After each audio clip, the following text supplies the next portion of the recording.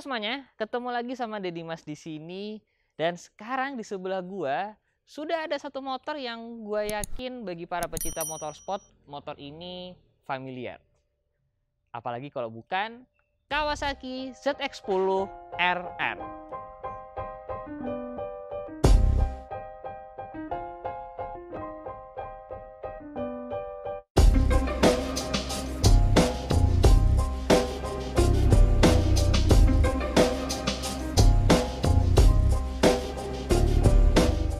Nah, apa sih Kawasaki ZX-10 RR? Jadi gue yakin pasti kalian tahu yang namanya Kawasaki ZX-10R, ya kan? Nah, ZX-10R itu mungkin bisa dibilang yang basicnya lah gitu ya. Standarnya Kawasaki ZX-10 itu ya Kawasaki ZX-10R. Nah, Kawasaki sendiri itu sebenarnya ngerilis motor yang sedikit lebih high spec dan parts-partsnya lebih premium, yaitu yang disebut dengan ini, Kawasaki ZX-10 RR atau RR. Nah, di sini ada beberapa perbedaan nih teman-teman antara Kawasaki ZX-10 RR dengan Kawasaki ZX-10R, dan di video ini kita bakal bahas satu persatu apa aja perbedaannya dan juga apa saja yang sudah dimodifikasi di motor satu ini. By the way, ini bukan motor punya gua, ini motor pemilik salah satu pecinta motorsport yang kebetulan dipinjemin di sini untuk gua bikin videonya, teman-teman. Nah, sekarang kita bahas yuk apa aja bedanya.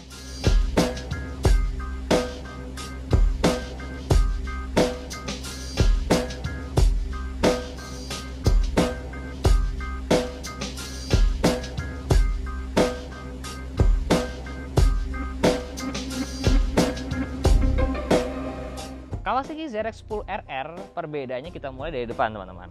Pertama yang langsung kelihatan adalah peleknya.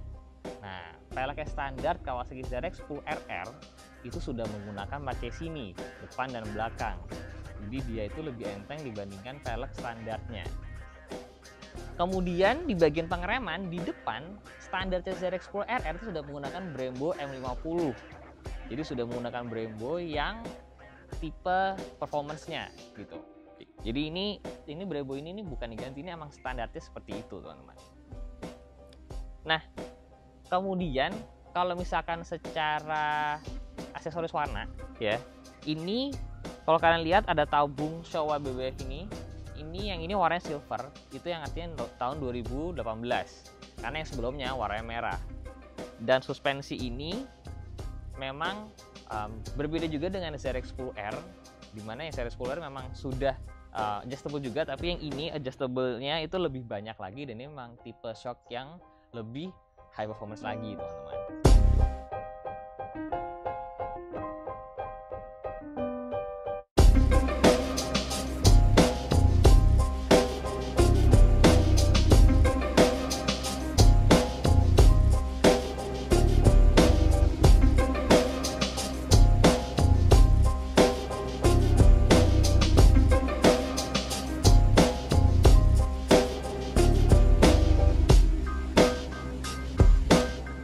Kalau dari bagian tengah atau di bagian mesin, sebenarnya ada perbedaannya antara ZX-10R dengan ZX-10RR.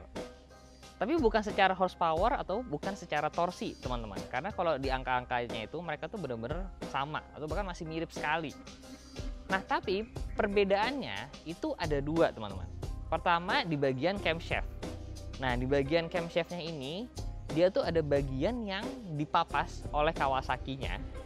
Kenapa? Karena ketika kalian beli Kawasaki ZX-10 RR, kalian tuh sebenarnya punya opsi untuk beli camshaft racingnya.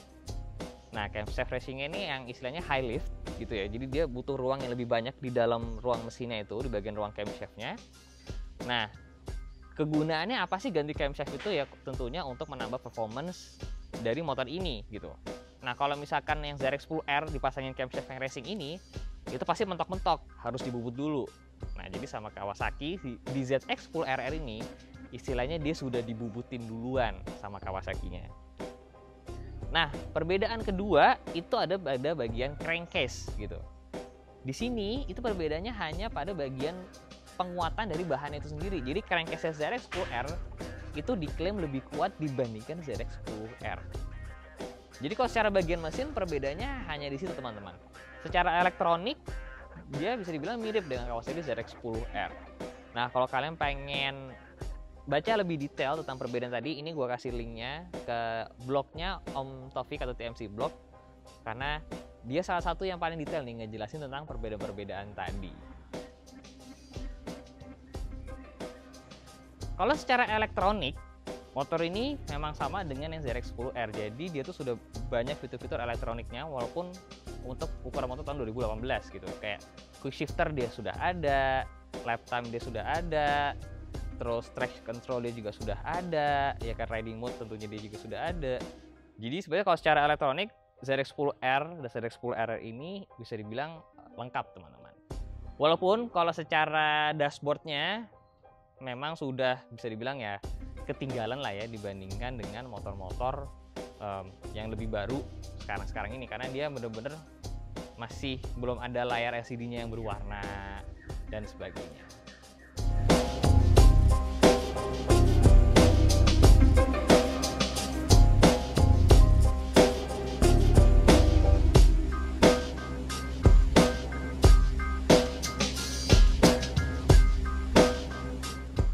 Kalau di bagian belakang, ZRX10RR dengan ZRX10R perbedaannya mungkin bisa dibilang hanya ada di pelek dan ban. Pelek dia tentu saja masih menggunakan kaca sini seperti yang depannya. Nah kalau untuk bannya sendiri memang dia juga berbeda dengan standar ZRX10R. Ini sudah menggunakan Pirelli Diablo Super Corsa. Bahkan secara pengereman sebenarnya ZRX10RR itu sama dengan yang R untuk bagian belakangnya gitu. Nah, kemudian perbedaan lainnya juga yang paling kelihatan sebenarnya ada di warna gitu. Warnanya ini adalah warna hitam doff dengan striping khusus, atau Kawasaki nyebutnya dengan winter testing livery gitu. Jadi makanya kenapa di sebelah sini itu ada gambar-gambar kayak salju gitu. Jadi secara perbedaan antara ZRX10RR dengan ZRX10R ya hanya tadi itu teman-teman gitu. Antara pelek, ya kan, ban, kemudian di bagian mesin ada dua tadi, kemudian bagian pengereman depan dan beberapa perintilan warna seperti warna shock depan itu juga, dan warna penutup upside down di bagian triple clamp sini. Nah, sekarang kita bahas nih modifikasi-modifikasi apa aja yang sudah dilakukan di motor ZRX10RR satu ini teman-teman. Karena banyak banget nih, lumayan banyak sih modifan yang dilakukan di sini.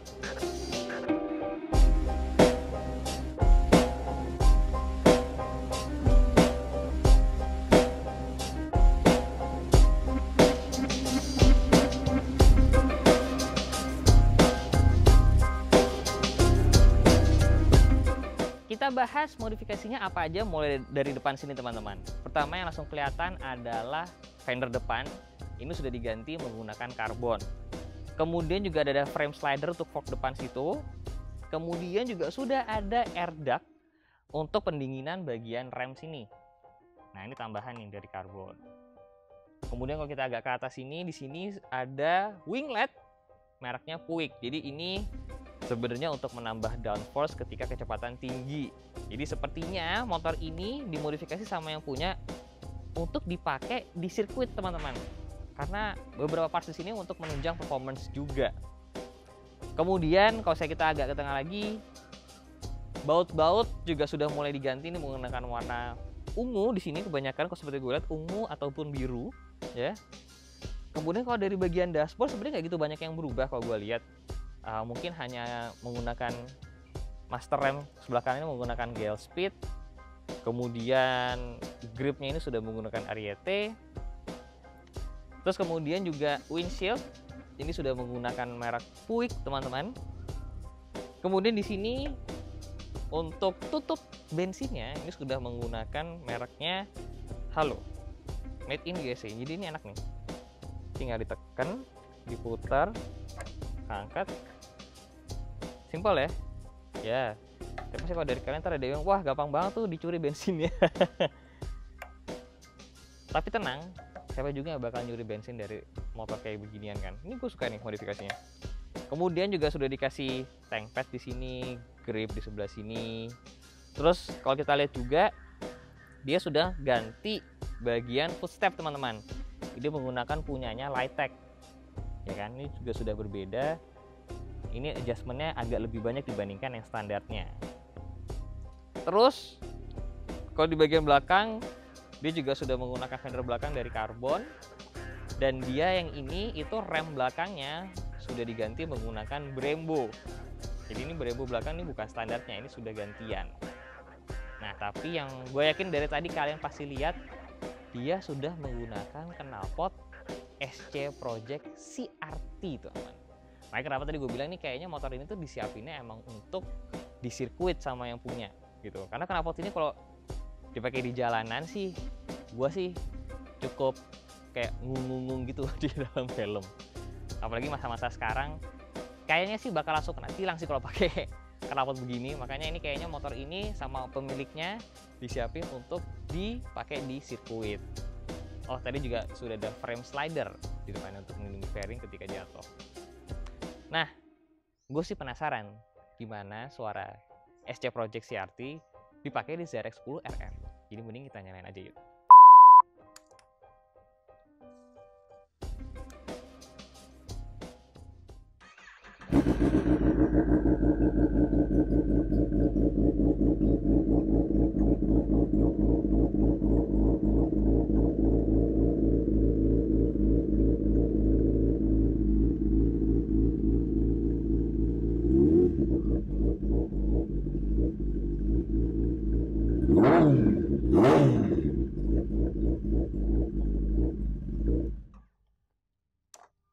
Daripada gue dimarahin tetangga, jadi segitu aja untuk tes suara SC Project di Kawasaki ZX10 RR.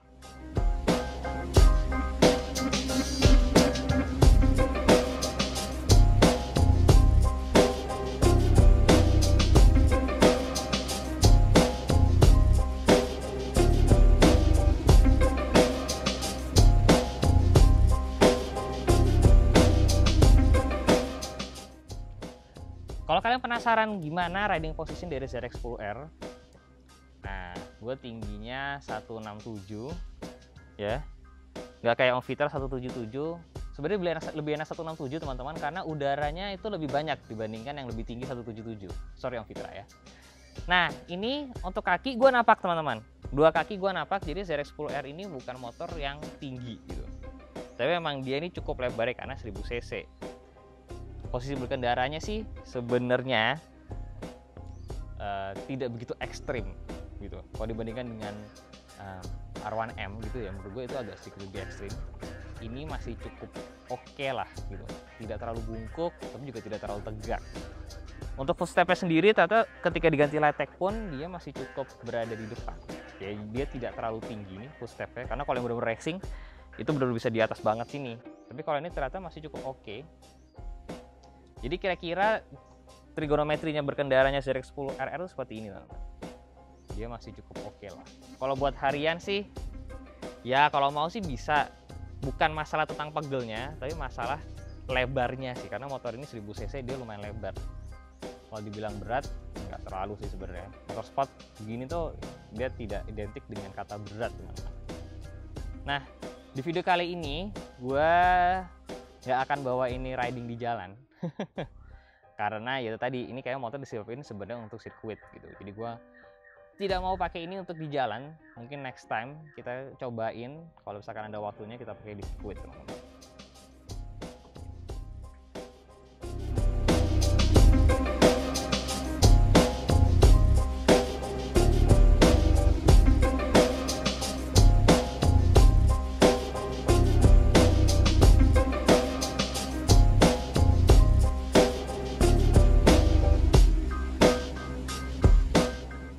Jadi inilah teman-teman Kawasaki ZX10 RR. Gimana menurut kalian motor satu ini? Apakah motor ini keren, motor favorit kalian, atau kalian lebih suka CBR 1000 atau R1, R1M, S1000 RRB dari BMW atau Ducati? Nah, silakan tulis pendapat kalian di kolom komen di bawah. Jadi sekian dulu aja untuk vlog kali ini.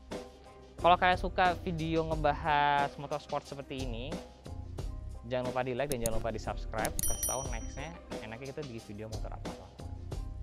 Stay safe di jalan, and I'll see you next video. Bye bye.